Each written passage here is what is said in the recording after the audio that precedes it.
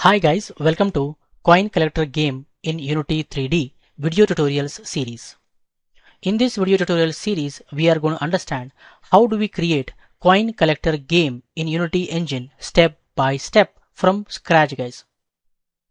We understand how do we create a project, how do we set up our third person character, how do we create coin and manage score, how do we create obstacles and manage health, how do we play sound effects, how do we play visual effects, how do we switch from one level to another level, we create portal to another level, we understand how do we add conditions to portals, how do we open close doors, how do we create pendulums, how do we create spikes, how do we create circular saws, how do we display final score, etc, etc, from scratch, step by step. You guys learn in depth guys. So let's get started. First we create the project. So I double click on Unity Hub,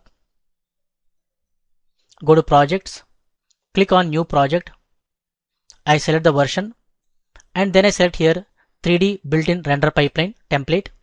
Then I give the project name Coin Collector Game. I'm going to save it at the desktop. I click on create project. You can see that it has created Coin Collector Game folder at the desktop, which is our project folder. You can see that our Coin Collector Game project is open in the Unity editor, right? This is the Unity user interface. At the top we have title bar, then we have the menu bar, then we have the toolbar.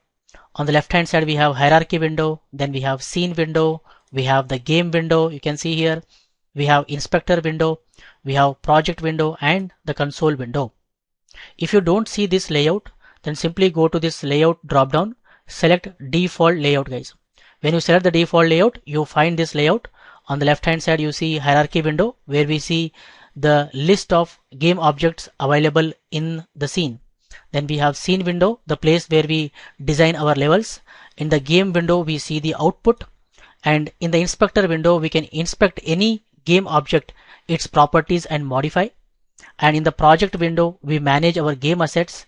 In the console we find any errors or messages, warnings, etc guys. Okay, I suggest you people to create a project. You work along with me guys. Okay, you step by step create with me so that you understand everything clearly guys.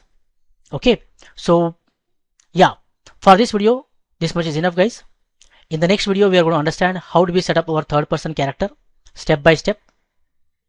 If you have any doubts, feel free to put them in the comment section. I'll be happy to clear guys.